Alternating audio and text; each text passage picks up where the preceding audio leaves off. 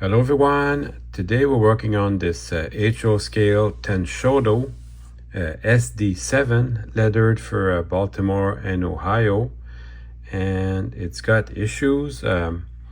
Obviously it's missing the drive shaft here, so we'll be working on that, but it also needs a good cleaning and lubricating, so I think I'm going to start with that first.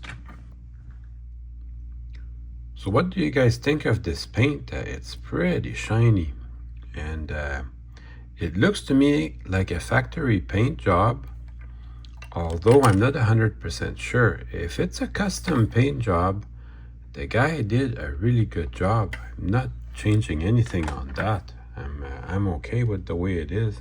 It's a little bit dirty, it's got stuff there, but I think I can clean that up with my toothbrush.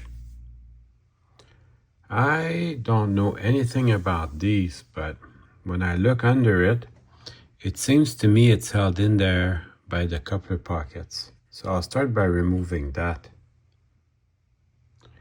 I don't see any corrosion. So far, I think it's been going to be easy to work on. But I'm going to remove these coupler pockets. And like I said a minute ago, I don't know too much about these. So I'll take my time. Now remove these coupler pockets. I have never seen couplers like this before. Maybe they're called Tenshodo type couplers, but they have a little spring on the stem there that centers them, and then they have this weird pin in the bottom, maybe for uncoupling. At any rate, they seem to work great. I plan to be using them. So that I'll put that carefully on the side there. And then I can remove the pocket, which has 2 more screws. Let's see how difficult that's going to be. So whatever happened to this locomotive, it was stored in a dry, cool place. There's hardly any corrosion on it. So as I remove these 2 screws, the whole pilot comes off, which is okay. That allows me access to what I want to look at. Doesn't look too awful. Take a look at that pilot.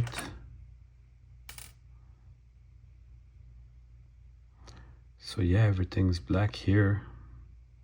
It doesn't look bad at all. Perfect. So I'll be sure and keep that together. Turns out you don't have to remove the coupler to remove the front pilot. And it's got a lowering step here. So that's really good, interesting detail. Really beautiful. It was Proto 2000 that revolutionized model railroading around 1990, when they came up with plastic engines that were as detailed, or even sometimes better detailed, than the brass engines. So in the case of this one, maybe a little bit better detailed. Although this one, I think it's really neat though. So even with the pilots removed, it's not that obvious how to remove the shell. So my plan is to remove the wheels, and then we'll see if I can get just a little bit better look at what's inside here. Now these are a little bit hard, so I'm going to take my time, get some leverage. I got my foam cradle out. I got a feeling I'm going to be using it today. So these weren't particularly hard to get at because, like I said before, this engine was probably stored in a nice environment. I'm going to pull these wheels out just to get a better look at what's under there. So it looks to me these are left to be loose on purpose to give it a little bit of suspension. And you can see this wheel is connected to the track, and this axle is insulated. And this middle one here is insulated on both sides, and this is not insulated.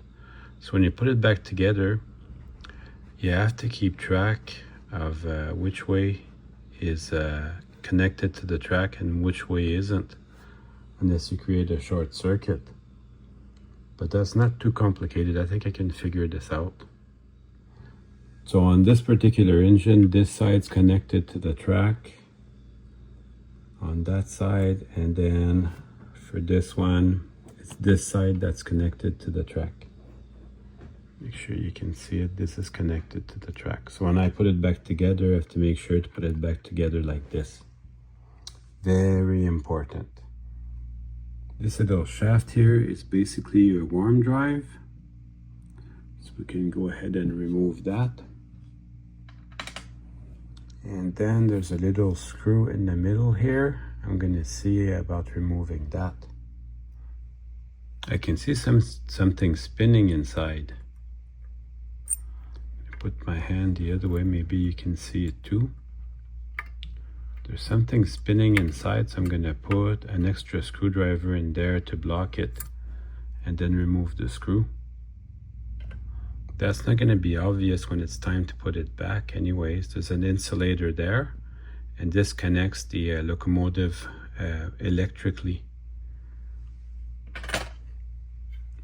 Now I've got some screws here that I think holds the motor in, and then 2 screws over here, maybe that holds the body in. So let's try that. So I've got all these screws loose here, but nothing's budging. Even this one is loose. So I'm going to remove the front truck part, just see if I can get a better look.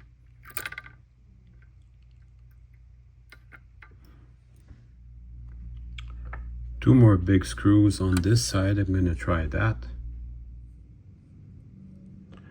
Oh, and there's a tiny little screw here.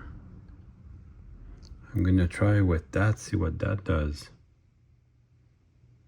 It is coming apart just very slowly. Now I have to pull these handrails out of the cab.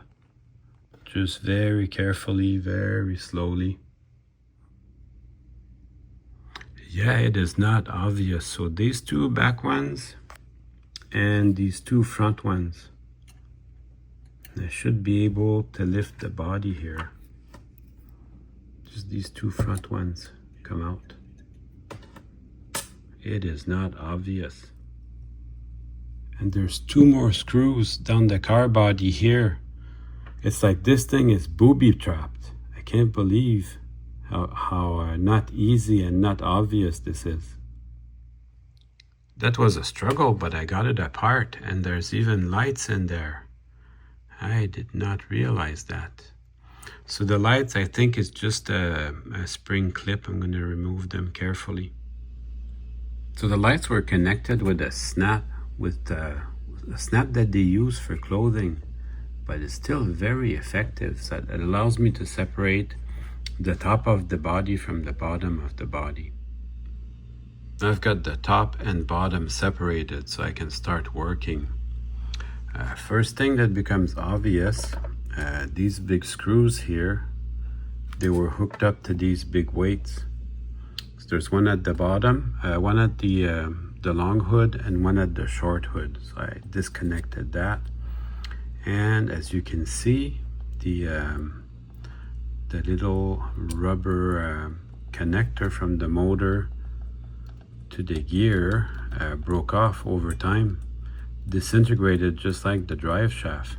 I thought this was going to be easy, but it turned out not true and not easy to work on.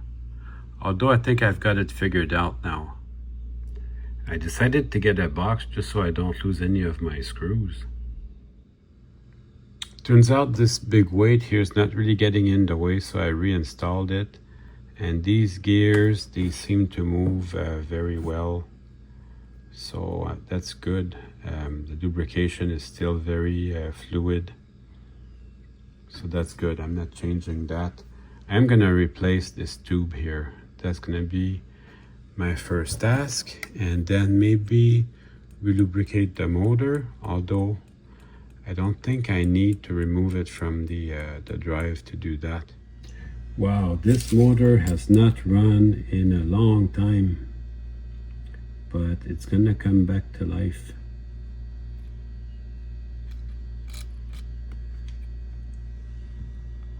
It really wants to live. So I'm gonna start with that. I'll do a little bit of lubrication on the motor, see how much I can help it. Look at that, the old tubing just crumbled away. Fortunately, the gears are still really very good. Label 108 is what I used. I'm gonna clean the two gears with my rag and put a little bit of lubrication in there. These gears, they feel really good. So this one moves a little bit, that makes it easy to get in there. This one, I'll use gravity and capillarity to get oil in there. I get to it from both sides. Now I'll just spin it around for a little bit, make sure the oil gets in there.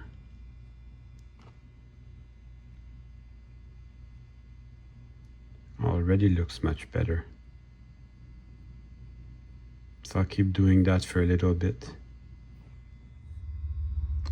The same with the motor. I'll use capillarity and gravity to get the oil in there, back into that bearing.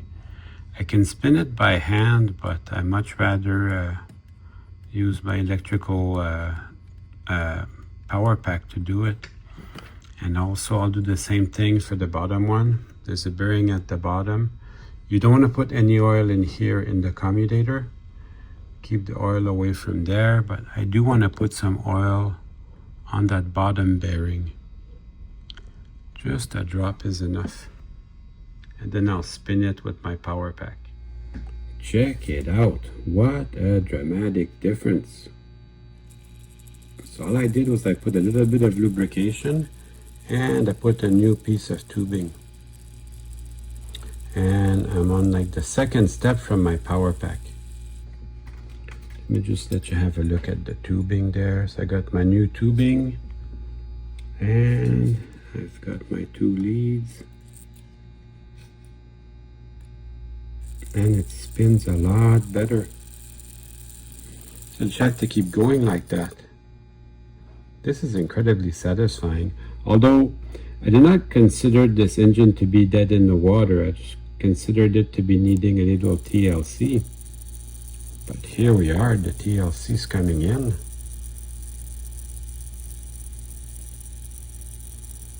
So that is going to be a good runner, I think.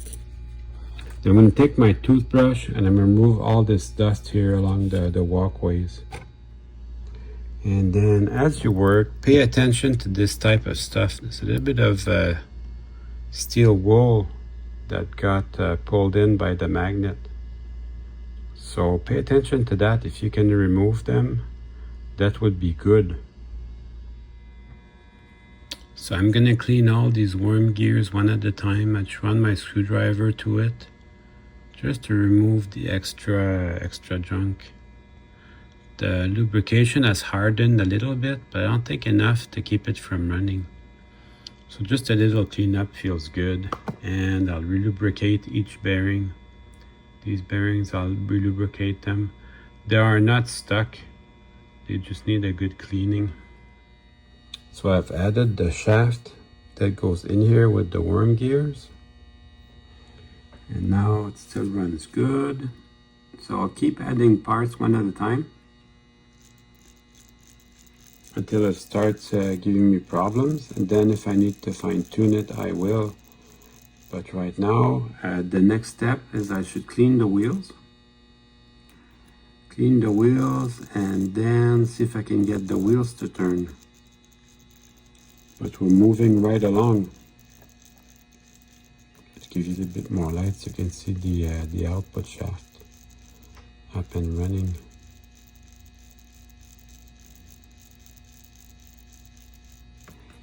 So it's decent.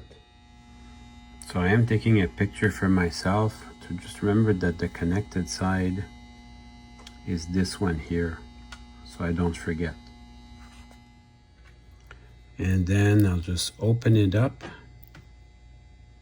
and go and clean the wheels.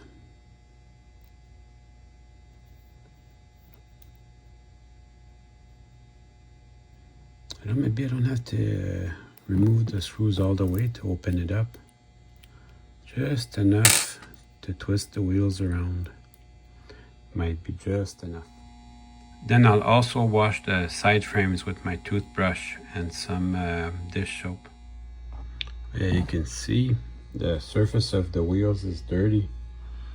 So I'll clean that up with my rag here. Oh yeah, it's very dirty. That's gonna take a while. That was some really stuck on there dirt. I broke out the steel wool to get in there and get it very clean. But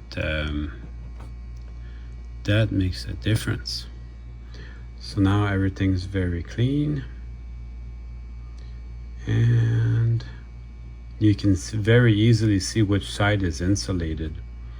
So out of all 12 wheels on this locomotive, there's only 4 that carry electricity.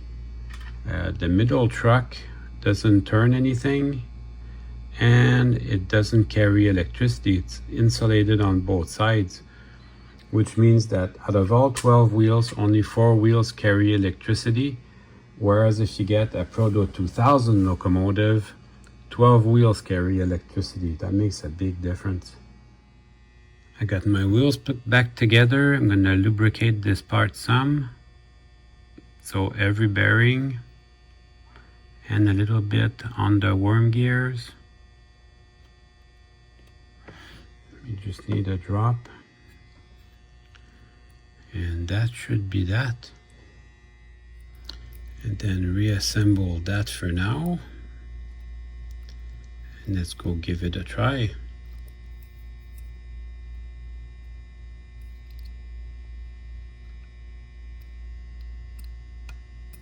Let's see what we've got. Now these wheels have not run in a long time. But it's coming together, I can feel it. So they do run, but I think they need a little bit of breaking in time.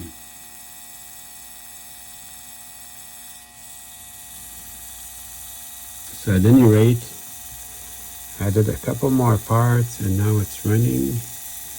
It's running okay. Can't complain too much.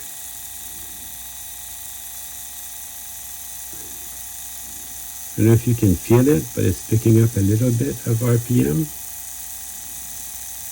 So that's a sign it's starting to break in a little bit. You can even turn and not lose too many RPM, so that's good. So I'm going to run it like that a little bit on the bench. Doesn't sound too bad actually.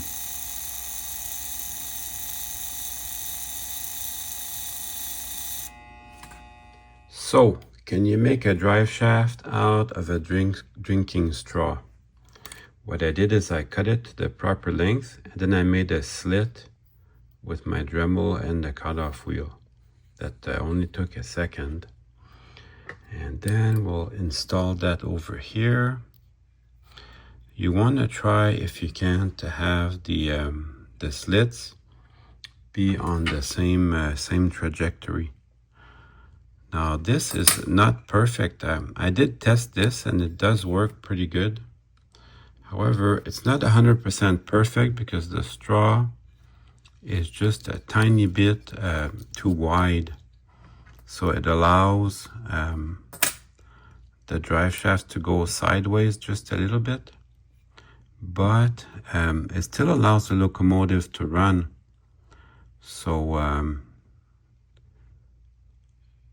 I can still run the locomotive. So I also made it to a length that will allow, it does not allow the drive shaft to fall off. I made it long enough for that. So I'm going to put everything together and we'll test it on the bench. So let's see if that's going to work.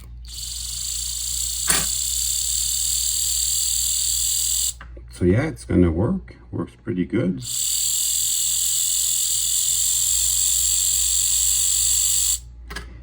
So let's go try that on the track. Also, I had the wheels that are connected electrically on this side and this side. That should ever happen to you, it's pretty easy to turn them around. Just remove that bottom plate.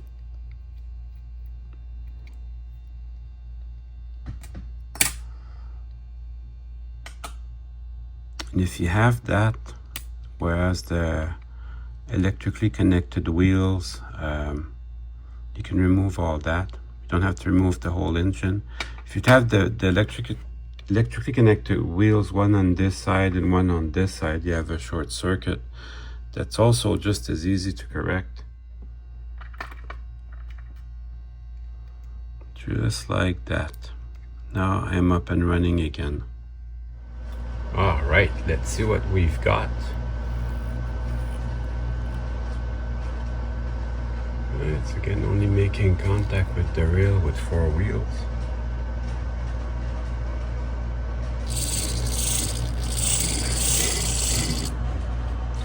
So it's running.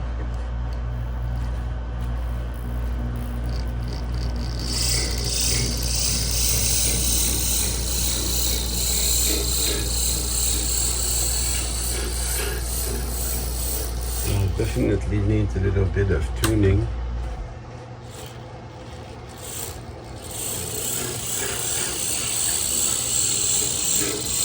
But it's running, so I'm happy about that.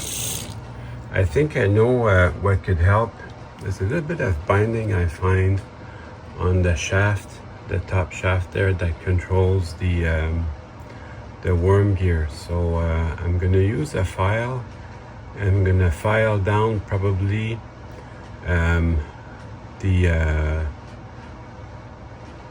that gray metal part, just so it can fit a little bit easier in there. Now to get to it, you don't have to take the whole locomotive apart. You just take this apart. Just take out the top plate.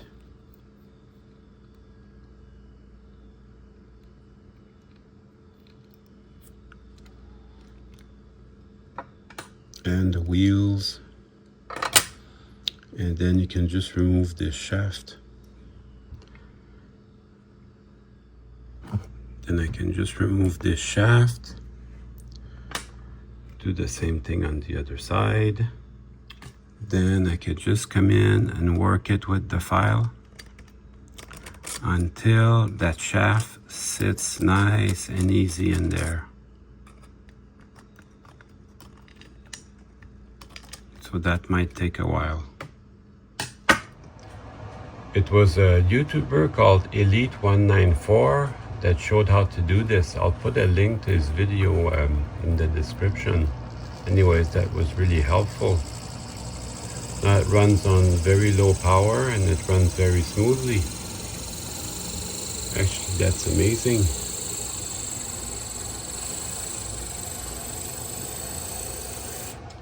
Anyways, it's a real fine runner now. Very satisfying.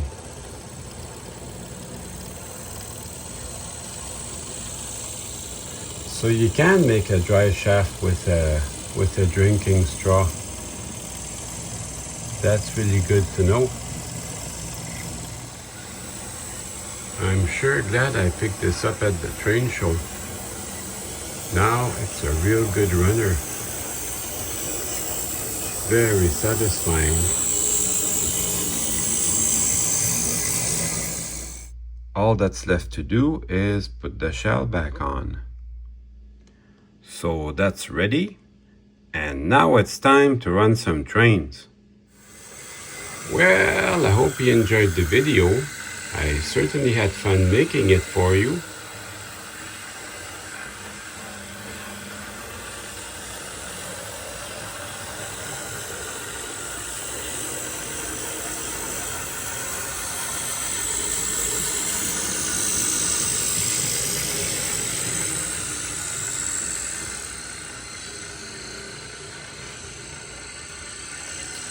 See you soon.